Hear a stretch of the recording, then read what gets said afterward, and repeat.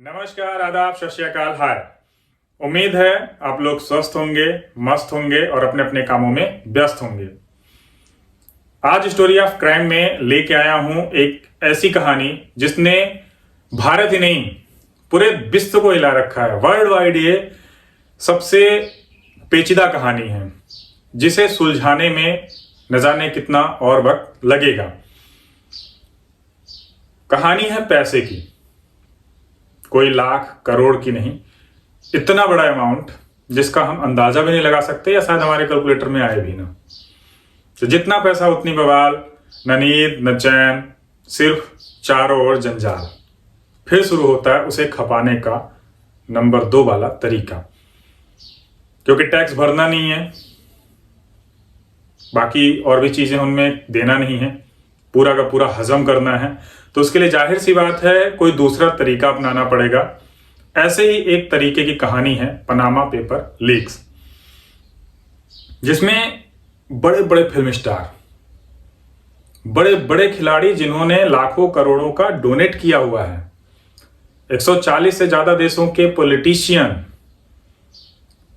और वो खिलाड़ी, वो बिजनेसमैन जो हमारे जहन में भी नहीं आते, ऐसे लोगों की ये कहानी है Panama paper leaks, Panama paper घोटाला।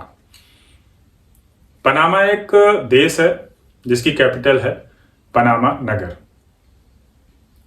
वहां खुद की करेंसी है, उसके बावजूद लोग डॉलर पे ज्यादा डील करते हैं। साथ ही पनामा नहर के बारे में हम लोगों ने काफी पहले पढ़ा हुआ है। तो ये वही देश है, दक्षिण और नॉर्थ अमेरिका के बीच एक द्वीप में बसा हुआ, शायद आसपास कोलंबिया है। ये एक ऐसी कनेक्टिविटी है जहां से 80-82 किलोमीटर की पनामा नहर निकाली गई है प्रशांत महासागर से अटलांटिक महासागर। तो इसी पनामा पेपर लीक्स में 500 तकरीबन भारतीय भी हैं जो मोजैक फोन्सेक जैसी लॉ फर्म से जुड़े हुए हैं। कंफ्यूज मत होइए, सारा डिटेल में आपको बताता हूं।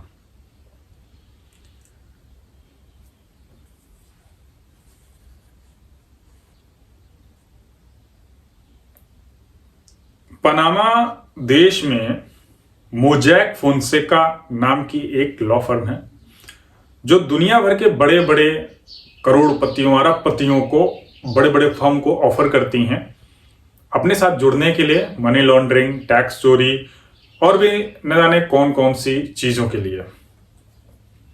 साथ ही आपको बता दें, हांगकांग और स्विट्जरलैंड इससे पहले काफी ज्यादा नाम कमाए हुए ऐसे ही चीजों में। स्विस बैंक तो आपको याद ही होगा, कुछ दिनों से गायब है, हम लोगों के न्यूज, हम लोगों के खबरों में है ही नहीं।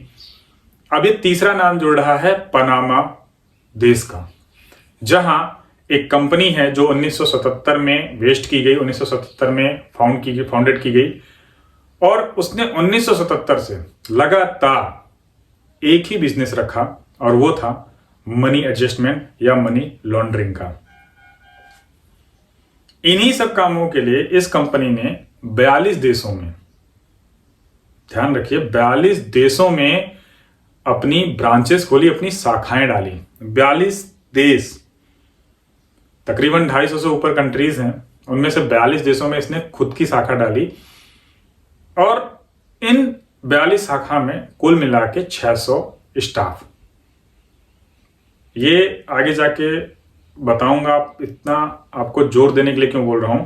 42 देश में 600 से ज्यादा या 600 के आसपास स्टाफ, और साथ ही न जाने कितने देशों में अपनी फ्रेंचाइजी दे रखी है। सोचिए, नंबर 2 के काम के लिए इतना बड़ा सिस्टम, इतना बड़ा ऑर्गेनाइजेशन मेंटेन कर रखा है। अब सबसे बड़ा इनका जो ऑफर था वो ये था कि आप जो नंबर 2 का पैसा रखते हैं, आप जो टैक्स नहीं देना चाहते, या आपके पास जो एक्स्ट्रा मनी है या ब्लैक मनी है, उसको एडजस्ट कराने के लिए बहुत ही सरल तरीका था। आपको एक कंपनी बेचते थे, जी हां, एक कंपनी बेचते थे, 2 कंपनी बेचते थे, जितने में वो एडजस्ट हो जाता था अमाउंट, मामूली सी फीस में आपको ये कंपनी बेचते थे, जो सारे दस्तावेजों के साथ तैयार होती थी। सारे दस्तावेज कंप्लीट, आप पूरे दस्तावेज देख के किसी भी सरकार को शक ही नहीं हो सकता कि ये कंपनी फिजिकली अवेलेबल है ही नहीं। कंपनी का पूरा इनकम, पूरा लेन देन, पूरा प्रोटोटाइप जिसे बोलते हैं, इंफ्रास्ट्रक्चर बोलते हैं, नाम बोलते हैं, रजिस्ट्रेशन बोलते हैं, इवन कंपनी का लेटर पैड तक अवेलेबल कराते थे, मुहैया कराते थे। लेकिन फिजिकली वो कंपनी होती नहीं थी, वो सिर्फ कागजों में होती थी।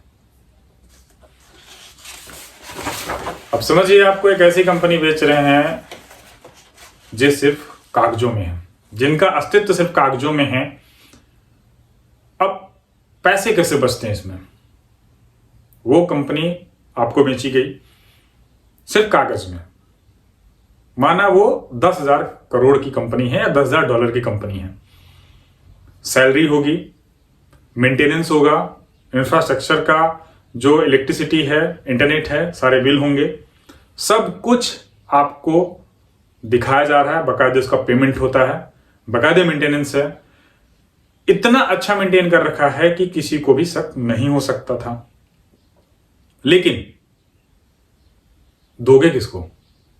वो $10,000 या 10 करोड़ की कंपनी जो थी वो फिजिकली नहीं थी, वो सिर्फ और सिर्फ ये पैसे, जो नंबर 2 के पैसे कह सकते हैं, ब्लैक मनी कह सकते हैं, या ये कह सकते हैं टैक्स ना देना पड़े इसके लिए एडजस्ट होता था, को यहां खपाया जाता था और बाद में इन कंपनियों को दिवालिया घोषित करवा दिया जाता था या इन कंपनियों को किसी न किसी कारणवश बंद कर दिया जाता था। लेकिन कहीं ना कहीं किसी न किसी कागजी कार्यवाही में कुछ कमियां मिली।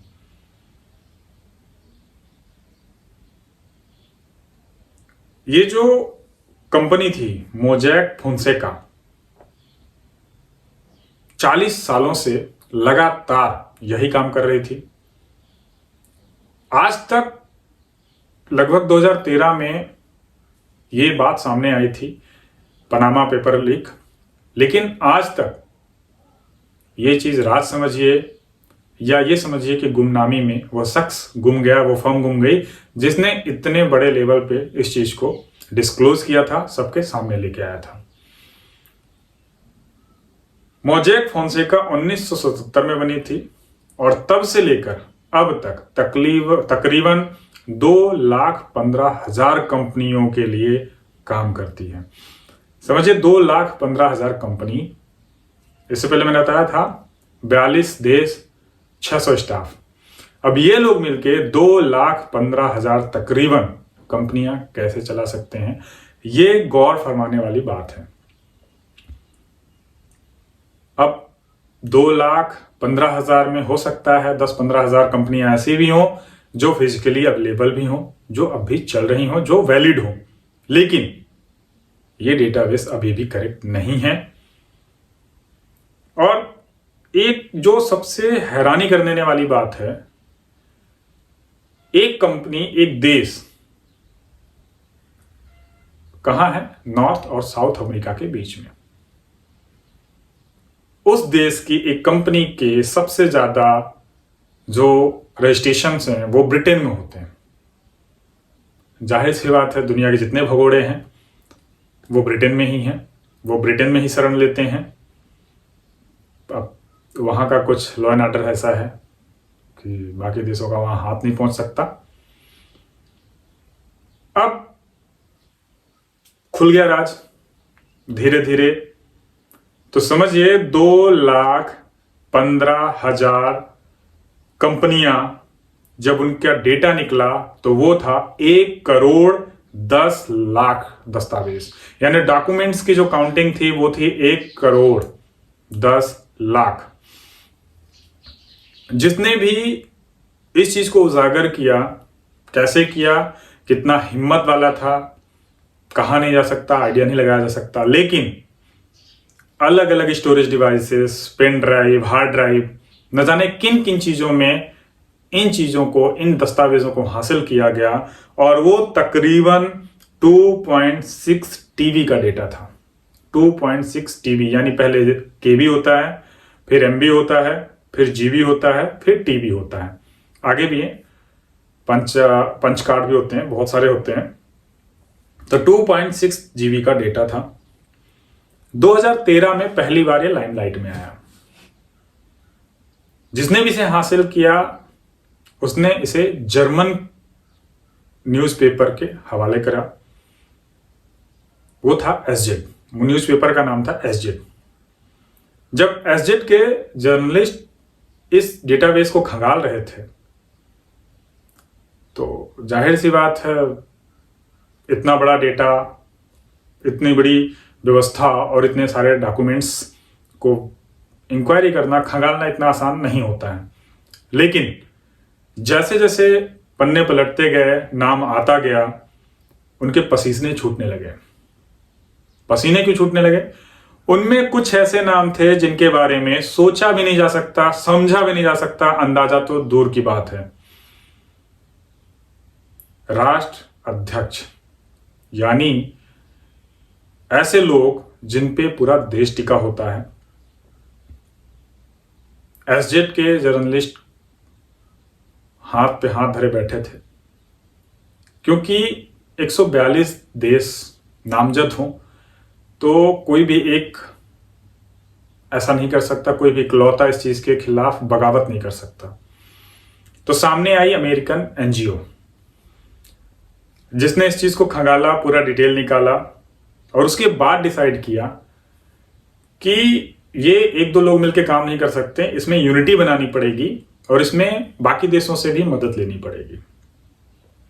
इसके तहत 2013 में ही अमेरिकन एनजीओ और एसजेड द्वारा एक फोरम का गठन किया गया, एक फोरम को फाउंड किया गया। उस कमेटी का नाम था आईसीआईजे।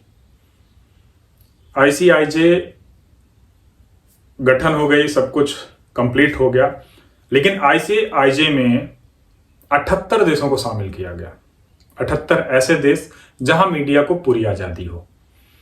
तो 78 देशों के 107 मीडिया हाउसेस को इनवाइट किया गया, ऑफर किया गया, या ये कहिए उनके रेटिंग के आधार पे उनसे मदद मांगी गई, जिनमें से भारत की ओर से इंडियन एक्सप्रेस शामिल था। 78 देशों के 107 मीडिया हाउस के 400 ऐसे जर्नलिस्ट जो टॉप 10 की सूचियों में थे। 400 जर्नलिस्ट दिन रात इस चीज की इंक्वायरी करने के लिए, इन चीजों की जांच करने के लिए कि कहीं कितनी गहराई है या कहीं ये चीजें गलत तो नहीं है। इसके लिए 8 महीने का वक्त लिया इन्होंने और 8 महीने में इन्होंने एक एक चीजों का इन्वेस्टिगेशन इतने ध्यान से किया, इतने शांति से किया कि किसी को भनक तक लगने नहीं दी। अब इन्वेस्टिगेशन हो गया, इंक्वायरी हो गई, डिटेल सारी सामने आ गई कि ये सारे के सारे डेटाबेस सही हैं, ऑथेंटिकेट हैं, इनमें कहीं भी कोई कमी नहीं है।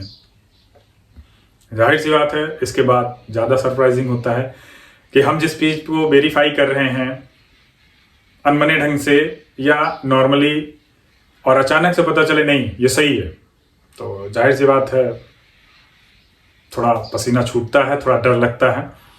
बावजूद इसके 2013 से ये चीजें धीरे धीरे करके मीडिया में खुलना शुरू हो गई।